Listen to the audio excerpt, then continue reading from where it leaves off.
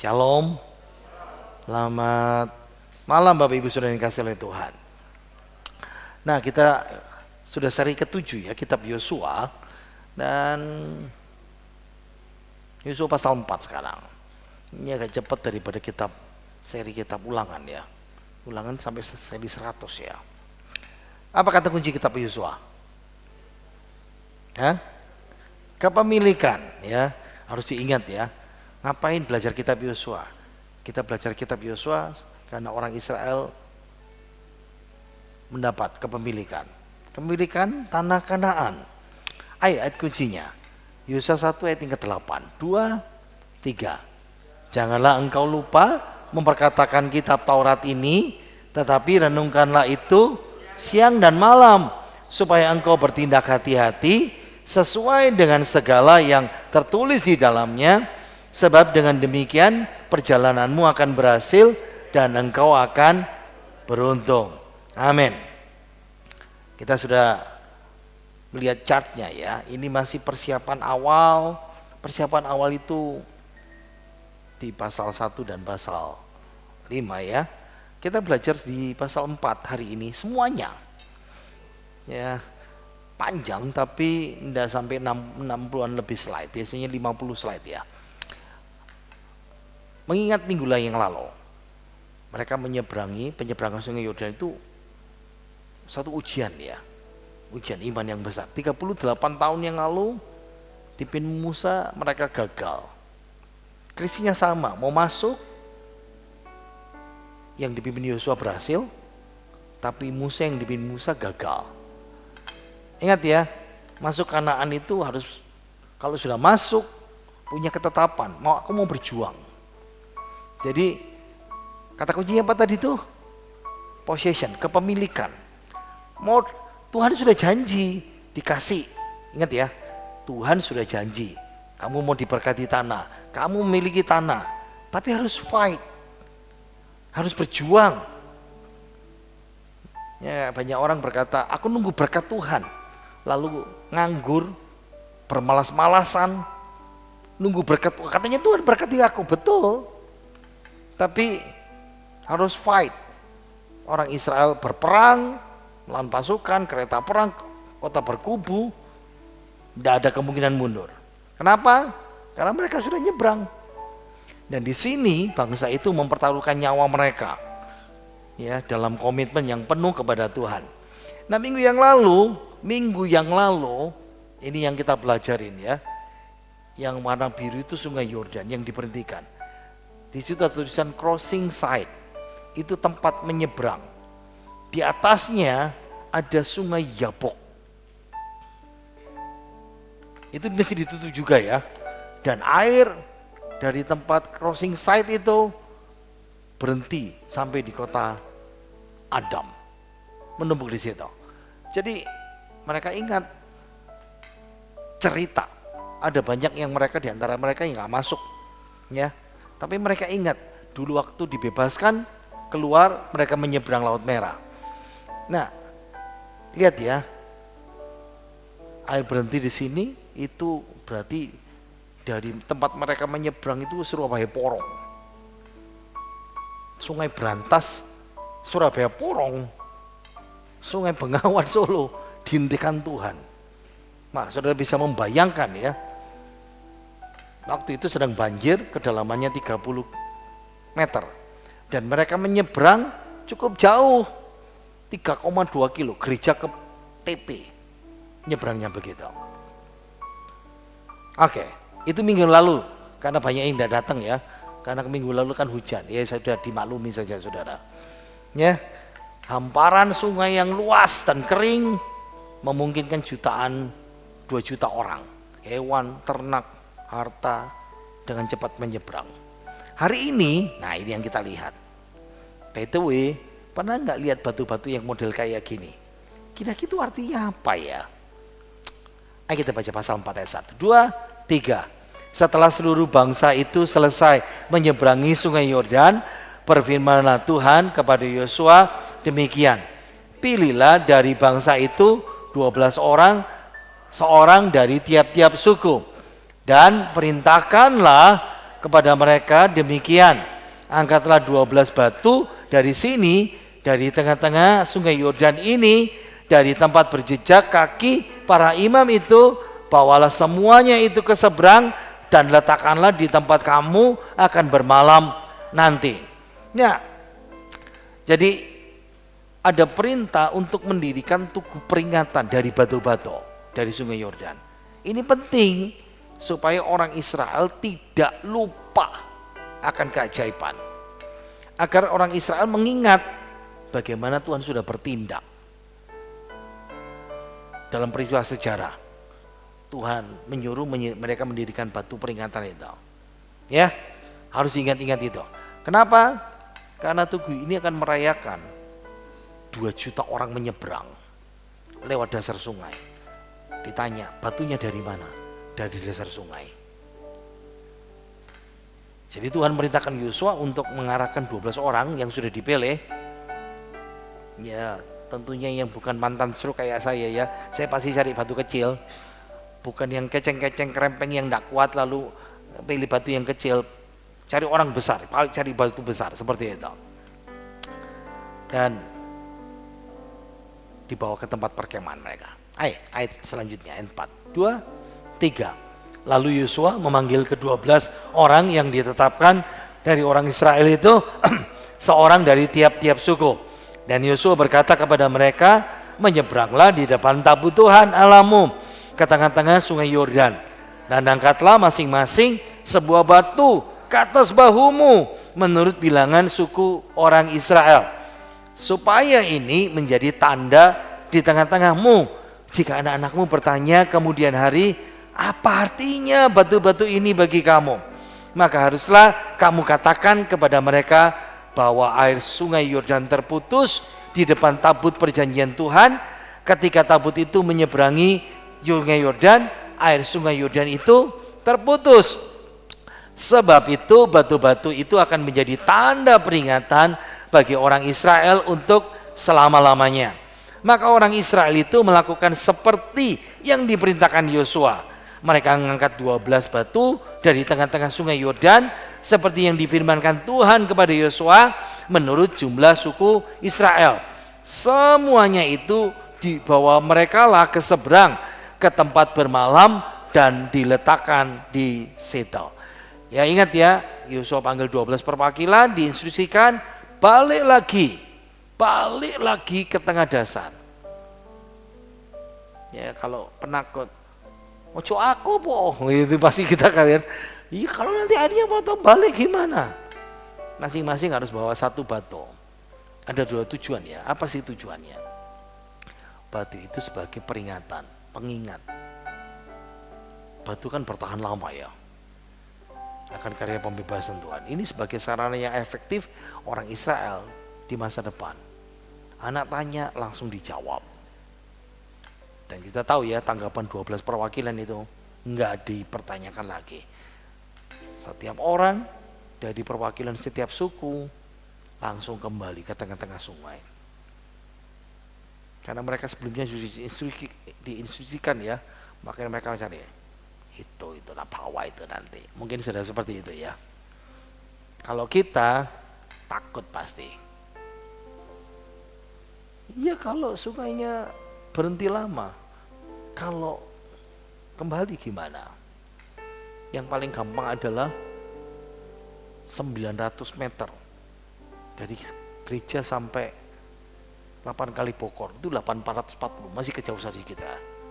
Ada tabut perjanjian yang diusung oleh 4 imam dengan tongkat pengusung ya. Mereka nggak takut itu. Ketakutan apapun yang mereka miliki dikesampingkan, mereka taat. Nah, ayat 9 kita baca. Yang atas ya, 2, 3. Pula Yosua menegakkan 12 batu di tengah-tengah sungai Yordan itu, di tempat bekas berjejak kaki para imam pengangkut tabut perjanjian itu. Batu-batu itu masih ada di sana sampai sekarang.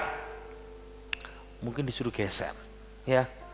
Tapi Yosua sendiri mendirikan batu peringatan. Jadi ada 12 perwakilan suruh ambil batu dibawa ke tempat perkemahan. Tapi Yosua turun sendiri mendirikan batu di tengah-tengah. Ya, kenapa Yosua bergabung? Inisiatif sendiri. Ini misi aneh ya. Sementara 12 orang ambil, Yosua balik lagi, menumpuk lagi di situ. Lebih lama pasti. Saya rasa orang Israel yang 2 juta itu lihat Yosua, lihat 12 orang. Ingat ya, ini inisiatif Yosua sendiri. Tuhan gak kasih perintah Yosua. Yang Tuhan kasih perintah, angkat dari tengah, bawa ke tempat perkemahan. Mungkin ini peringatan sendiri ya buat Yosua ya. Kalau kita pasti lain. Kalau kita pasti gini. Selfie gitu saudara ya, langsung diupload. Oke, ini pola umum ya di Perjanjian Lama. Perjanjian Lama, ilmu purbakala, orang zaman dulu, orang percaya, orang kafir sering melakukan yang sama. Ada batu besar tunggal, dalam bahasa Ibrani namanya masebot. Lalu ada tumpukan-tumpukan batu. Ngenang apa?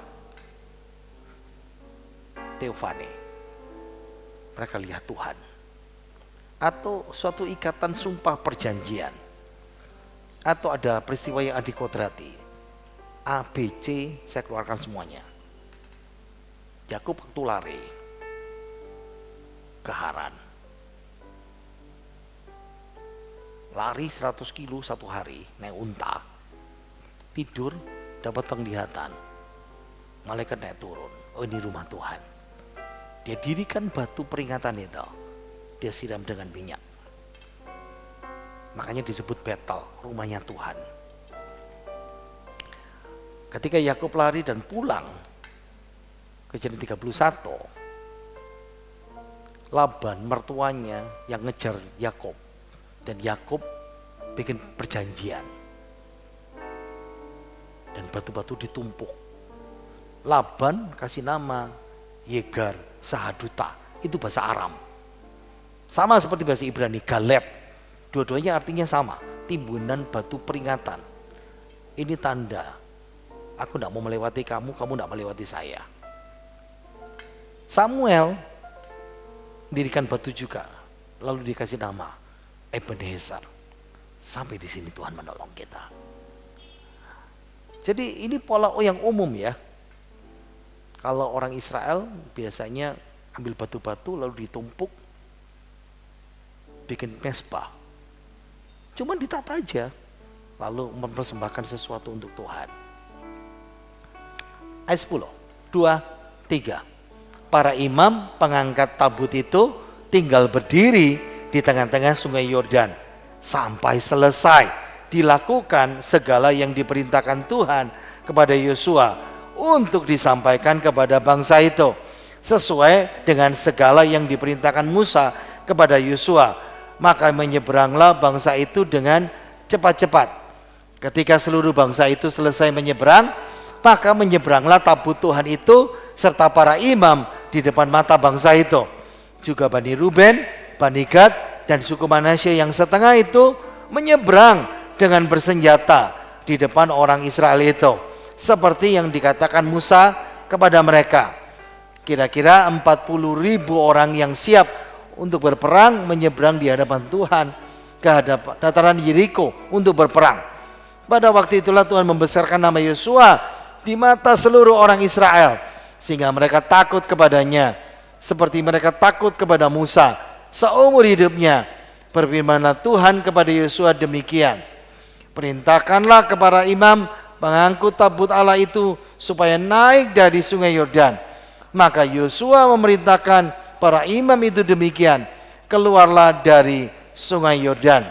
Ketika para imam pengangkut tabut perjanjian itu keluar dari tengah-tengah sungai Yordan, dan baru saja kaki para imam itu dijejakkan di tanah yang kering, maka berbaliklah air sungai Yordan itu ke tempatnya dan mengalir seperti dahulu dengan meluap sepanjang tepinya. Nah, kalau saudara baca ayat ini, loh kok balik lagi ceritanya? Nah, makanya ayat yang kita baca ini seperti ulangan, tapi menekankan yang pertama, semua tercapai sesuai dengan yang Tuhan perintahkan. Kenapa? karena mereka taat. Tapi yang kedua ini bicara detail, hal-hal yang terperinci ditinjau kembali. Jadi ini detail terperincinya. Jadi para imam 4 orang ya, 1 orang 1 tongkat, di belakangnya sama, tabutnya di sini, di tengah, ditutupin 6 lapis, tetap di tengah. Wow, sementara orang Israel cepet-cepetan. Saya lihat kata Ibrani kan kata kerjanya bentuk lampau, berarti imam itu sabar, sanggup berdiri. Nggak kayak kita ya, dia jam, kak mari-mari kebaktian ya, Ciswi ini. itu kalau kita lagi kumatnya mangkal sama Tuhan itu. Ya, nomor 2, tentara bersenjata lengkap. Nah disebutkan 2,5 suku ya, yang sudah punya rumah, yang nggak perlu nyebrang sebetulnya. Buat apa aja menyebrang? Mereka punya rumah, punya tanah, punya kebun, punya harta, semuanya di situ. Tapi tentara-tentaranya laki-laki yang berumur 20 tahun ke atas, mimpin depan, nyebrang, nolong. Nah segera setelah semuanya nyebrang, misi khusus untuk peringatan selesai, batu-batu didirikan, imam pengangkut tabut disuruh pergi. Ini berarti, ingat ya, yang masuk air duluan imam, yang keluar terakhir imam. Lalu imam memimpin di depan. Ngerti enggak artinya? Tabut itu lambang kehadiran Tuhan. Yang mimpin duluan masuk Tuhan, penutupnya Tuhan. Lalu Tuhan pimpin lagi. Paham enggak? Itu keren itu. Lalu Sungai Yordan mengalir kembali. Jadi 2,5 suku ngikut, walaupun hanya ngiling perwakilan ya. Sisa dari 2,5 suku, istri dan anak-anak mereka yang berumur 20 tahun ke bawah suruh jaga rumah. Wah ini perjuangan loh saudara ya. Kenapa? Tidak ada laki-laki dewasa. Kalau tidak ada laki-laki dewasa berarti bisa ada maling, orang jahat yang datang itu. Berarti ada lagi apa itu? Laki-laki dewasa 2,5 suku yang ikut perang mempercayakan Tuhan yang jaga. Wah itu belajar jari iman ya. Nah populasinya laki-laki 2,5 suku itu yang 20 tahun ke atas itu dari bilangan kita tahu. Sensus kan bilangan sensus awal 40 tahun lalu, sensus terakhir 40 tahun kemudian 136.930 orang. Prajuritnya 40.000. Kalau dihitung persentase berarti 1 dari seluruh orang Israel, 1 dari 3 itu orang 2,5 suku. Sekarang balik, kan airnya balik. Airnya itu kan ditumpuk. Ingat ya, bendungan kalau sudah penuh pasti pintu airnya dibuka. Berjam-jam dibendung sama Tuhan. Numpuk banyak itu. Jadi ketika dibuka, airnya tidak jernih sama sekali. Kita lihat ya di medsos ya, banjir bandang, kuning, coklat, kayu, batu, balok, lewat semuanya. Menghantam batu besar yang di tengah. Ditumpuk sama Yosua ya. Salah tulis di situ. Nah, saya bayangkan gimana orang Israel yang barusan nyebrang, lihat semburan air deras. Lalu mereka lihat sekarang. Bersyukur enggak? Tapi di satu sisi no turning back. Enggak bisa balik lagi. Enggak bisa ke sana lagi. Sejarah dimulai sekarang. Sejarah penaklukan sedang dimulai. Ayat selanjutnya. Bangsa itu telah keluar dari Sungai Yordan pada tanggal 10 bulan pertama dan mereka berkemah di Gilgal di batas timur Yeriko.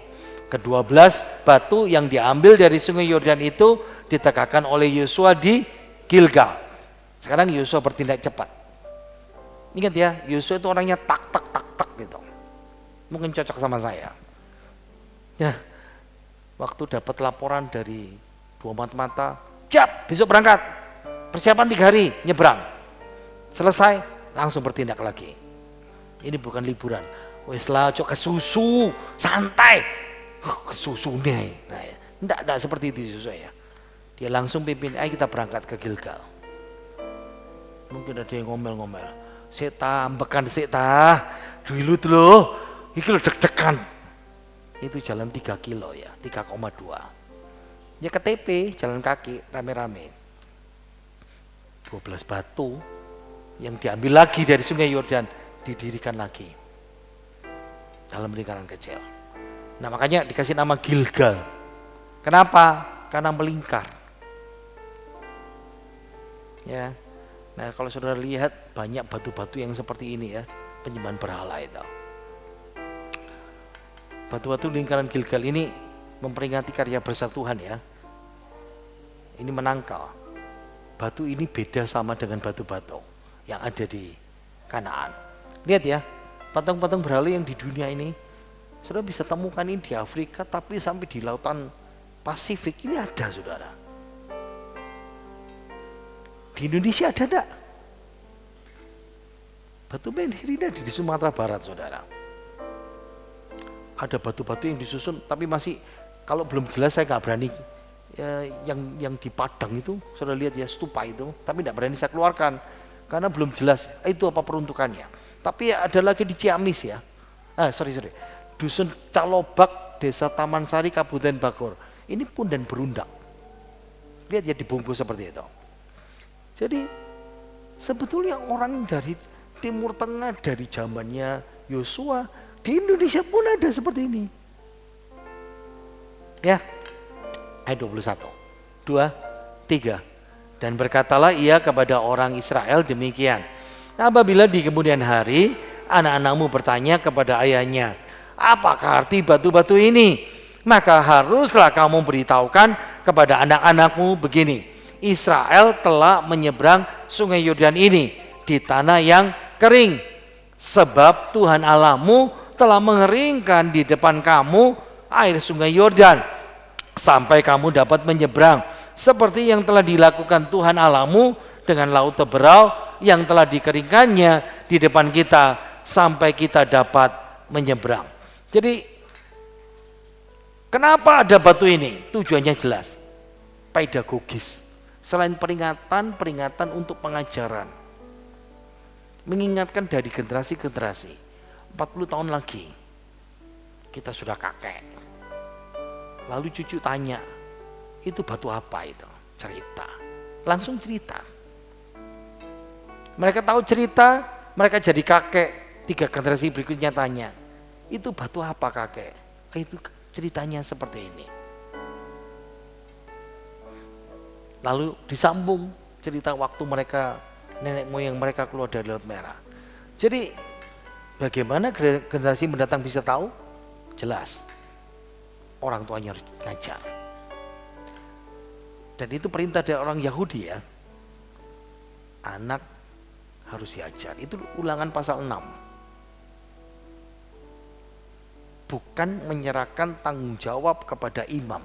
Imam itu tugasnya mengajar di seluruh kota. Saya mau sedikit penerapan. Ini masalah besar orang tua sekarang. Nggak ngajar masalah halal rohani di rumah. Tidak lagi rajin membawa anaknya ke sekolah minggu. Mau apa? Mau jadi apa itu? Tuhan bilang yang ngajar rohani itu orang tua. Itu perintah Tuhan dalam Ulangan. Tidak boleh diserahkan sama gereja. Sudah tidak ngajar, tidak dibawa ke gereja sekolah minggu lagi. Ini perintahnya campur mangkal ini saudara ya.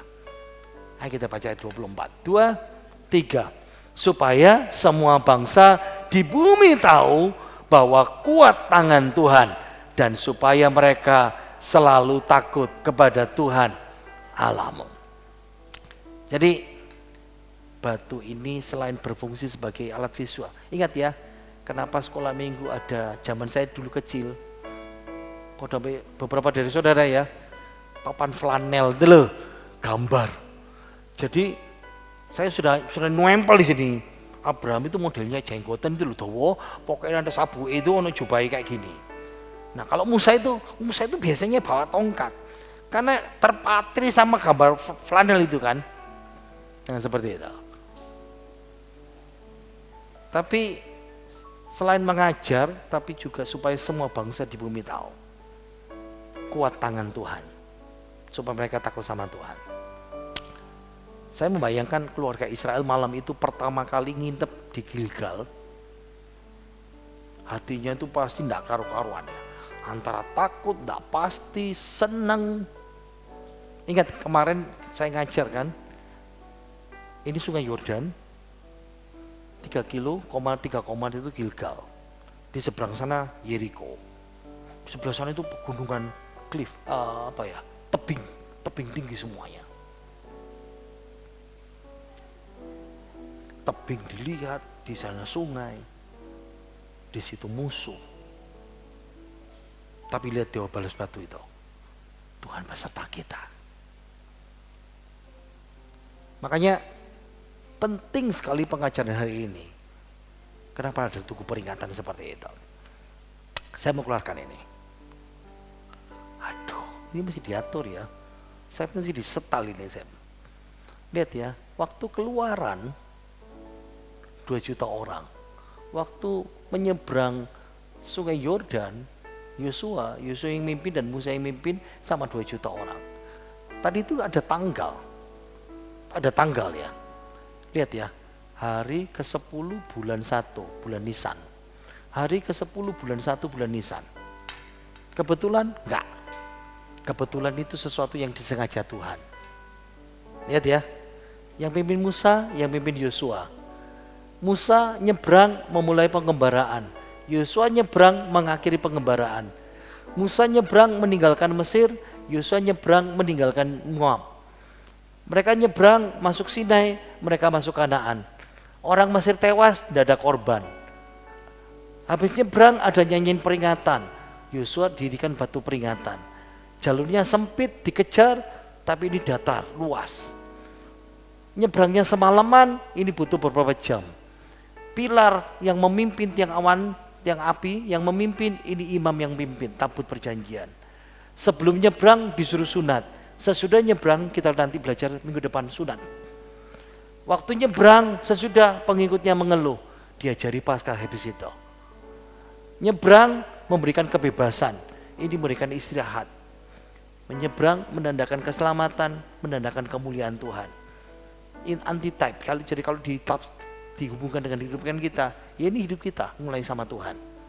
Nah ini bicara tentang tujuan sudah tercapai, tapi masih ada banyak perang. Oke, apa yang kita pelajari hari ini? Kadang-kadang kita suka melupakan sesuatu. Laki-laki biasanya lupa ulang tahun istri, ulang tahunnya anak, ya, lupa anniversary, lupa sama guru, teman sekolah dulu, lupa jasa orang, kadang-kadang lupa berdoa, kadang-kadang melalaikan keselamatan kita. Betul nggak? Bagaimana supaya kita nggak lupa? Kayak di kulkas ditempel-tempel gitu ya, tempel di batu aja. Hari ini kita belajar Yosua ya, batu peringatan. Lalu penerapannya buat kita ini apa? Ngapain kita ibadah Natal, peringatan Natal, peringatan Paskah, ibadah kenaikan Yesus ke surga? Itu mengingatkan apa yang Tuhan Yesus sudah lakukan sama kita. Ngerti ya? Ngajar kita, ingatin keselamatan kita, atau mengingatkan anak-anak kita belum diselamatkan. Ngapain kita kebaktian minggu? Itu batu peringatan supaya kita rajin mengingat Tuhan dan beribadah dan melayani Tuhan. 1 minggu saya berikan untuk Tuhan. Kenapa? Karena manusia itu cenderung gampang lali nih. Betul ya? Kita gampang lupa. Itu sebabnya perlu namanya pengingat. Sama seperti saya hari ini, saya broadcast saudara. Tidak usah nulis lagi lah. capek.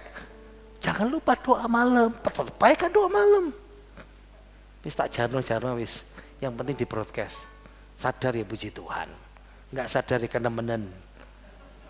Itu ya. Kita harus ingat ya, Tuhan itu setia di masa lalu. Tuhan itu setia sama kita di masa sekarang. Apalagi di masa depan. Ada harapan selalu.